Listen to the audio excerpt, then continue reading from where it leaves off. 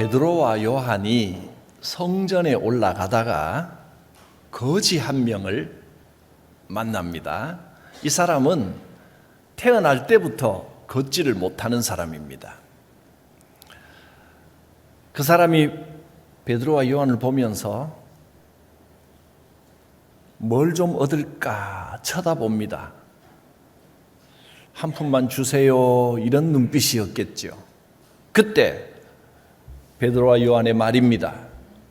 은과 금은 내게 없거니와 내게 있는 이것을 내게 주노니 나사렛 예수 그리스도의 이름으로 일어나 걸어라. 나사렛 예수 그리스도의 이름으로 일어나 걸어라. 그리고 그 사람의 오른손을 잡아 일으키니 그 자리에서 벌떡 일어났습니다.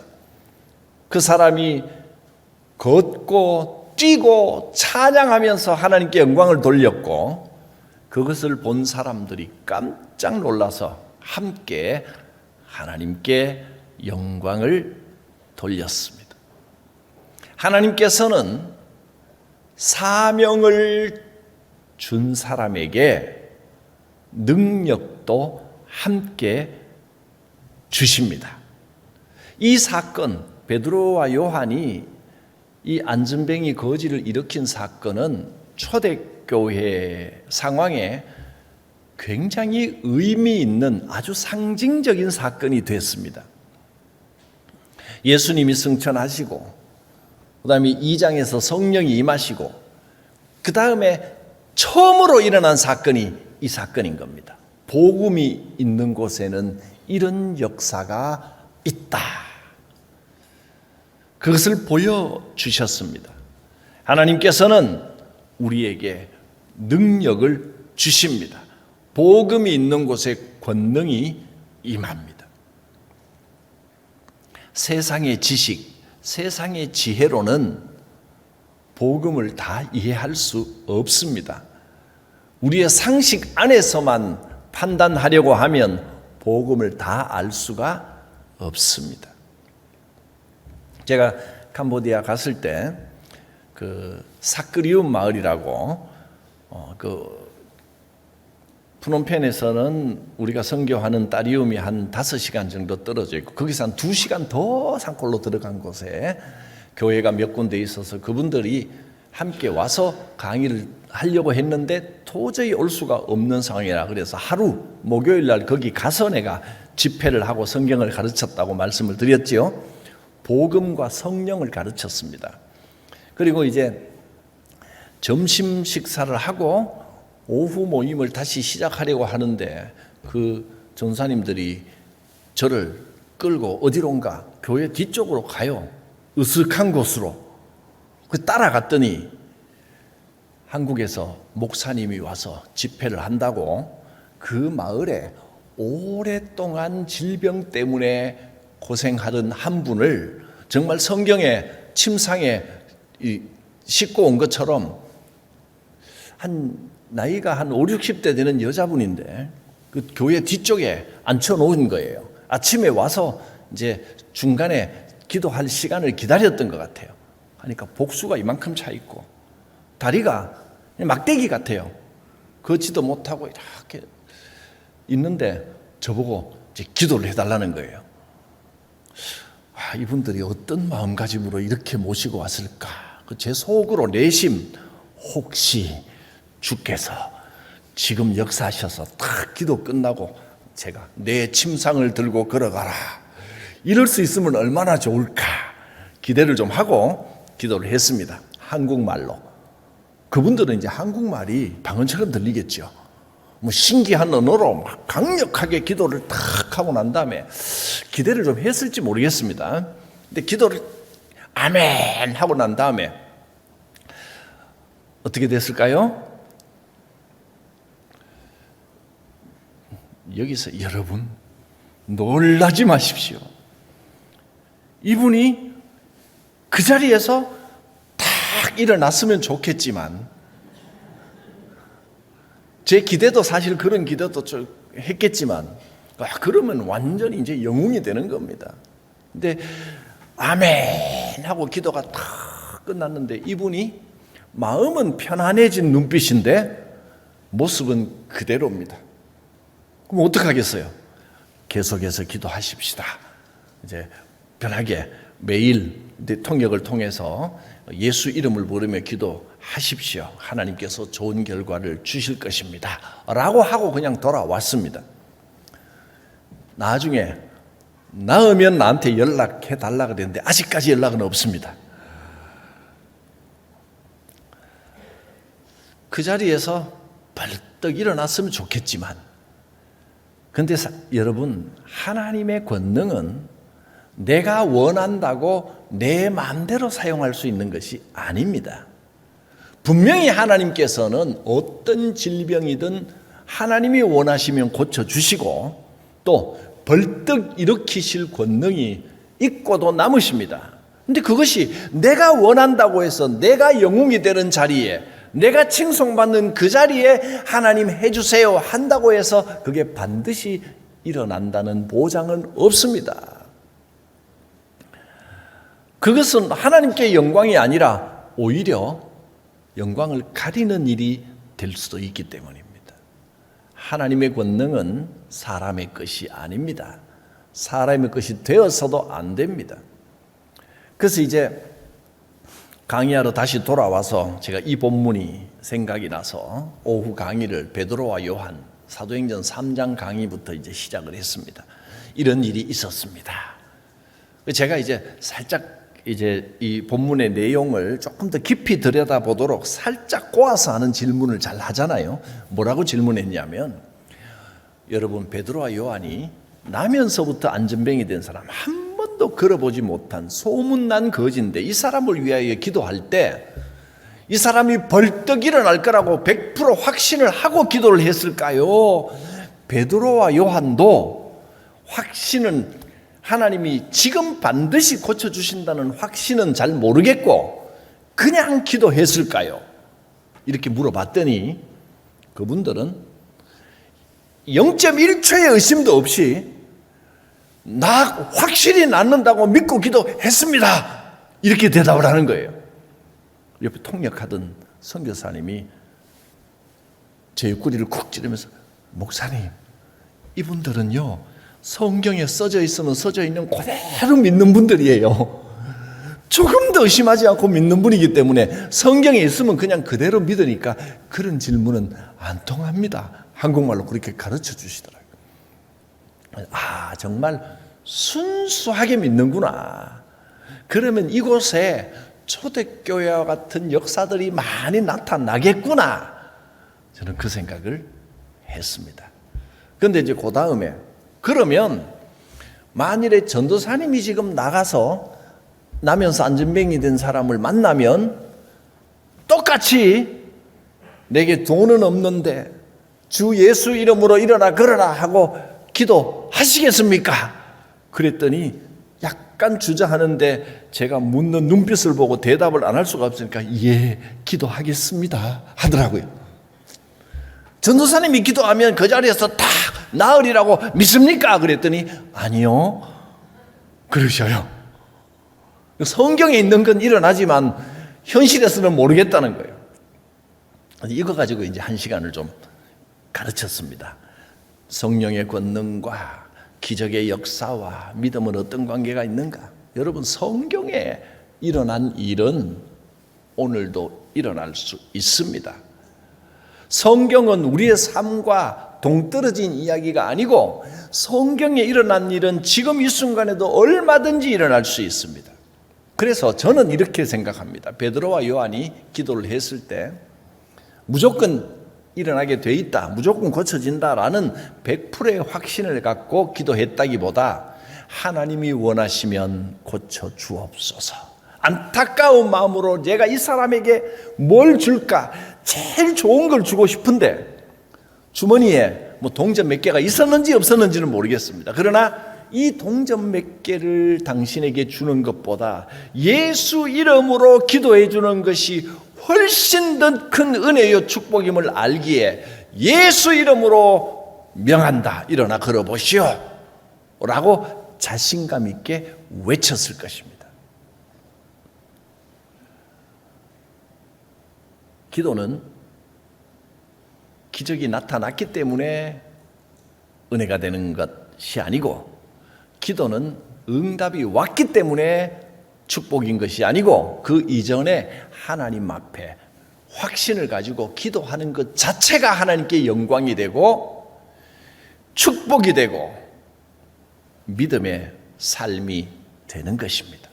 하나님께서 어떤 방법으로 응답하실지 우리는 아무도 모릅니다. 세상의 지식과 지혜는 복음 안에서는 별로 의미가 없습니다. 세상 지식으로, 세상 지혜로 이렇게 머리를 써보고 이렇게 앞과 뒤를 맞춰보고 해봐야 복음 안에서 그런 세상적인 지혜는 의미가 없습니다. 복음의 능력 앞에 세상 지식은 소용없고 무너집니다. 고린도전서 1장 18절 말씀에 이렇게 말씀했습니다. 십자가의 도는 멸망하는 자들에게는 미련한 것처럼 보입니다. 그러나 구원받는 우리에게는 하나님의 능력입니다. 구약 성경에 이렇게 기록해 놨습니다. 내가 지혜 있는 자들의 지혜를 멸하고 총명한 자들의 총명을 패하리라 하고 기록이 되어 있습니다. 그러므로 이 세상에서 지혜 있다고 뽐내는 자가 누구냐? 지혜 있는 자가 어디 있느냐? 선비, 공부 많이 하고 지식이 많은 사람이 어디 있느냐? 이 세상에 변론가가 어디 있느냐? 말 잘하고 앞뒤 착착 맞춰서 이야기하고 그런 사람이 이 세상에 무슨 그런 지혜가 무슨 소용이냐? 하나님께서 이 세상의 지혜를 미련하게 하신 것이 아니냐. 하나님의 지혜 안에서는 세상 지식과 지혜가 다 소용없습니다. 오직 복음이 승리합니다.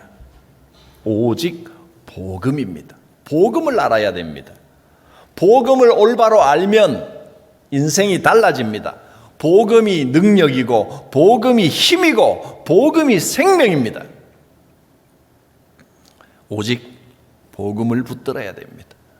복음은 우리의 영과 혼과 육을 회복시키는 권능이 있습니다. 내 예상, 내 생각대로가 아니라 하나님께서 원하시면 얼마든지 능력을 보여주십니다. 우리가 예상치 못할 때에 하나님의 능력이 나타날 것입니다. 그러므로 우리는 다만 기도할 뿐입니다. 뭔가 이 기도의 결과가 탁 나타나서 기쁜 것이 아니라 내가 기도했을 때 일단 하나님께서 받아주셨다는 확신이 있으면 행복해지는 겁니다. 평강이 옵니다. 그래서 응답이 와서 평안해지는 게 아니라 평안이 먼저입니다. 기도하면 먼저 평안이 오고 그 다음에 응답의 역사가 나타나는 겁니다. 확신 가운데 기도하시기 바랍니다. 복음은 은혜요, 능력이요, 축복입니다. 복음이 무엇인지 제가 오래도록 복음을 세 가지로 나눠서 말씀을 드렸습니다. 복음은 이 세 가지가 단계가 있습니다. 한 2, 3년을 계속 이 이야기를 말씀을 드렸었습니다. 복음의 첫 단계는 대속복음입니다. 예수 그리스도께서 십자가에서 죽으심으로 우리의 죄를 대신하여 속해 주셨습니다. 우리 죄는 다 깨끗해지고 우리는 영원한 천국의 백성이 되었습니다. 이것이 대속복음입니다. 예수께서 우리 죄를 다 대신하여 속해 주셨습니다. 여기서 끝나면 안 됩니다. 한 단계 더 나가야 됩니다. 두 번째는 천국 복음입니다. 예수님께서 일생 동안 천국 복음을 가르치셨습니다. 회개하라. 천국이 가까이 왔느니라. 회개하면 우리의 삶의 방향을 돌이키면 천국이 오는 겁니다. 천국은 죽어서 가는 곳이기도 하지만 그보다 먼저 와야 됩니다. 우리의 마음에, 우리의 삶에 천국이 임해야 됩니다. 그러면 이 천국, 하나님이 다스리시는 평안과 기쁨과 감사를 누리게 됩니다. 어떤 상황에서든 우리는 이 천국의 복음을 누리는 평안의 삶을 살아갈 수 있습니다. 천국 복음입니다. 부활하신 주님께서 제자들에게 찾아오셔서 제일 먼저 하신 말씀이 너희에게 평강이 있을지어다. 3번이나 반복해서 너희에게 평강이 있을지어다 하셨습니다. 천국 복음은 살아있는 동안 예수를 믿음으로 평강을 누리는 복음입니다. 마지막 3번째 단계, 십자가 복음입니다. 십자가 복음까지 나아가야 됩니다. 내가 그리스도와 함께 십자가에 못 박혔나니. 이 십자가는 예수님이 못 박힌 십자가이기도 하지만 거기서 끝나면 안 됩니다. 예수님이 못 박힌 십자가는 대속의 십자가입니다. 그런데 그 십자가에 나도 함께 못 박혀야 됩니다. 그래서 이제는 내가 사는 것이 아니요 내 속에 그리스도께서 사시는 것이라. 내 삶의 목표가 그리스도께서 원하시는 것이 내 삶의 목표가 되고 방향이 되는 겁니다. 그것을 사명이라고 부릅니다. 십자가 복음은 사명의 복음입니다. 사명 따라 살아가는 겁니다. 예수님의 십자가가 나의 십자가가 되어서 자기 십자가를 지고 가는 것이 십자가 복음입니다. 여러분, 이 복음을 따를 때에 삶의 참된 의미가 살아나고 내가 왜 사는지를 알게 되고 생명력을 얻게 됩니다. 대속 복음이요, 천국 복음이요, 십자가 복음입니다. 성문 앞에 앉아있던 그 거지는 베드로와 요한에게 돈 몇 푼 줄 것을 바라면서 이렇게 쳐다봤지만 베드로와 요한은 내가 당신에게 줄 것은 돈이 아니요 그보다 훨씬 더 크고 훨씬 더 놀라운 예수 이름의 복음을 주겠소 했습니다. 만일에 그 자리에서 다리가 일어서는 기적이 나타나지 않았더라도 이 사람의 삶은 달라졌을 것입니다. 그 기적이 꼭 일어나지 않았더라도 사람들은 하나님께 영광을 올려드리는 결과가 왔을 것입니다. 그러나 하나님께서는 기적을 통하여 그 복음의 능력을 더 명확하게 보여주셨습니다. 이것이 우리 성도들이 교회가 해야 할 일입니다. 교회는 돈 나눠주는 데가 아닙니다. 물질로 전도하는 일은 한계가 있습니다. 그것은 밑 빠진 독에 물 붓기 같습니다. 복음을 전하는 것은 돈으로만 할 수 있는 게 아닙니다. 물량을 동원해서 막 선물 주고 경품 주고 이래서 사람들 막 끌어모으면 돈 떨어지면 사람도 다 떠납니다. 물론 구제 사업도 어려운 사람들을 돕는 일도 교회가 꼭 해야 할 일 중에 하나입니다. 그러나 그것은 수단입니다. 제자들은 은과 금이 아니라 먼저 나사렛 예수의 복음을 선포했습니다. 우리 믿는 사람들이 세상 사람들에게 줄 수 있는 것이 무엇일까요? 교회에 있어 보면 교회는 부탁하면 물질도 많이 잘 주고 물렁물렁해서 와서 누가 부탁하면 도와준다. 이런 인식들이 좀 있는 것 같습니다. 그래서 지난 주간만 해도 한 2-3명이 보통 때는 문도 이렇게 잠겨 있는데 어떻게 찾아왔는지 제 방에 두드리고 와서 목사님 이런 일이 있는데 제가 그거 다 이야기하면 참 기가 막힐 겁니다. 얼마나 기막힌 상황들을 이야기하는지. 그래서 좀 도와주십시오. 옛날에는 주로 차비 이야기 했는데 요새는 많이 바뀌었더라고요. 차비가 아닙니다. 이런 상황이 있는데 뭐 4만 원만, 5만 원만, 6만 원, 단위도 조금 커졌더라고요. 근데 이렇게 딱 보면 저도 하도 많이 대해봐서 진짜인지 아닌지 첫 마디만 딱 하면 거의 나옵니다. 아, 이 사람이 어디 와서 약을 팔고 있구나. 그러면서 이렇게 들어는 줍니다. 혹시 모르니까. 근데 이제 그 아닌 줄 뻔히 알면서도 계속 들으면서도 이런 생각이 있습니다. 만일에 진짜 단 1%라도 정말 절박한 분이면 어떡하지? 그 가능성 때문에 정말 절박한 상황에서 찾아왔는데 제가 내쳐버린다면 그건 또 아닐 것 같아서 계속 이렇게 이제 들어봅니다. 들어보고 그 다음에 그분이 이야기한 것 중에 그러면 그분 전화번호 좀 불러주세요. 주소 좀 부르세요. 이러면 주저하다가 전화번호 가르치면 저는 그 자리에서 확인 전화합니다. 거의 대부분 그러면 당황하고 도망갑니다.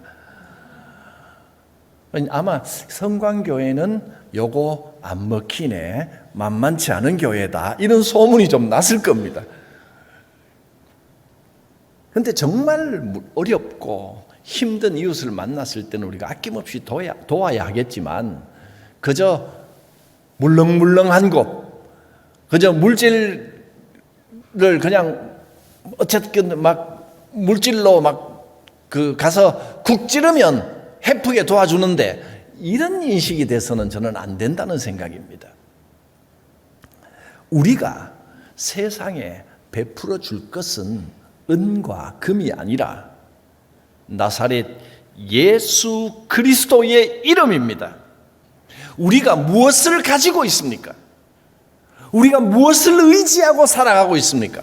여러분은 지금 무엇을 가졌습니까? 세상이 손 내밀 때 내가 가진 것이라고는 돈뿐이니 돈 주겠소. 거기서 끝나면 그 참 곤란한 일입니다. 우리가 가진 것은 돈이 아니라 나사렛 예수의 이름입니다. 우리가 의지하는 것은 세상 물질이 아니라 나사렛 예수 이름의 복음입니다. 세상 살아가는데 물질도 중요한 것 중에 하나고 우리가 또 그것을 통해서 은혜를 베풀 수 있는 수단 중에 하나지만 그러나 분명히 기억해야 될 것은 그 물질은 도구일 뿐이라는 겁니다. 복음이 삶의 본질입니다. 예수님께서 이 땅에 오신 목적을 분명히 전해 주어야 합니다. 세상을 사랑하고 세상을 섬기고 세상을 돕지만 우리가 그저 세상 사람들과 똑같이 돈 몇 푼, 은과 금, 물질로 돕는 것이 아니라 인생의 참된 의미를 주는 예수 그리스도 그 이름의 능력과 복음을 교회가 가지고 있고 그것을 보여주어야 합니다. 만약 베드로와 요한이 주머니를 뒤적뒤적해서 몇 푼 있네 하고 은이나 금까지는 안 되겠지만 은전, 그 당시에 은전도 엄청난 거죠. 뭐 한 푼이라도 이렇게 주었다면 그건 그걸로 끝나버렸을 겁니다. 그러나 예수 이름이 선포되니까 한 번도 걸어보지 못한 사람이 그 자리에서 일어나서 뛰고 춤추고 찬양을 했습니다. 얼마나 감격적인 모습입니까? 사실은 제가 캄보디아에서 기도했을 때도 참 감격적인 모습을 좀 기대하긴 했는데 그러나 여러분 하나님께서 좋은 결과 주실 것이라고 저는 아직도 믿고 의심하지 않습니다. 주께서 하나님의 방법대로 역사하십니다. 우리의 기도는 공짜가 없습니다. 믿음으로 기도하면 반드시 하나님께서 행동하십니다. 돈은 일시적인 기쁨을 줄지는 몰라도 그 기쁨은 순간적입니다. 또 돈이 있는 곳에는 언제나 속고 속이는 일이 빈번합니다. 오히려 그 물질 때문에 서로 속고 속이다가 깊은 수렁으로 빠지게 만듭니다. 결국 돈 때문에 원망이 생기고, 돈 때문에 이간질하고, 돈 때문에 친구를 잃고, 돈 때문에 형제지간도 멀어지게 합니다. 그러나 복음은 기쁨을 되찾게 해줍니다. 인생을 포기한 사람에게 이 복음이 삶의 새로운 방향을 발견하게 하고, 하나님께서 원하시는 삶은 이런 것이구나, 진짜 평강의 삶은 이런 것이구나 하는 것을 깨닫게 합니다. 이것이 복음의 능력입니다. 복음을 알면 됩니다. 사람의 생각으로는 참 고생하는 길인 것 같지만 거기에 사명이 있기에 행복이 있습니다. 복음의 능력은 참 신비롭습니다. 복음은 사람을 변하게 하고 인생을 변화시킵니다. 오늘 이 예배를 통하여 다시 한번 마음에 새기고 주의 복음을 붙잡습니다. 대속 복음 위에 든든히 서게 하옵소서. 천국 복음을 누리며 살아가게 하옵소서. 십자가 복음을 따라 의미 있는 삶을 살게 하여 주시옵소서. 기도드립니다. 살아계신 하나님, 예수 그리스도를 이 땅에 보내시고 나를 위해 죽으시고 살아나심으로 영원한 대속의 복음을 주셔서 영원한 생명을 허락하셨습니다. 천국 가는 그날까지 이 땅에 살아있는 동안 이 천국 복음과 십자가 복음을 따라 날마다 주님의 권능이 나타나는, 날마다 믿음과 의미가 살아 숨쉬는 생명 있는 삶을 살게 하여 주시옵소서. 예수님의 이름으로 기도드립니다. 아멘.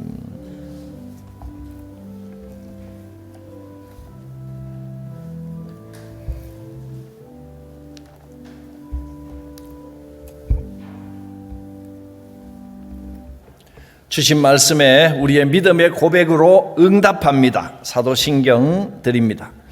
나는 전능하신 아버지 하나님 천지의 창조주를 믿습니다. 나는 그의 유일하신 아들 우리 주 예수 그리스도를 믿습니다. 그는 성령으로 잉태되어 동정녀 마리아에게서 나시고 본디오 빌라도에게 고난을 받아 십자가에 못 박혀 죽으시고 장사된 지 사흘 만에 죽은 자 가운데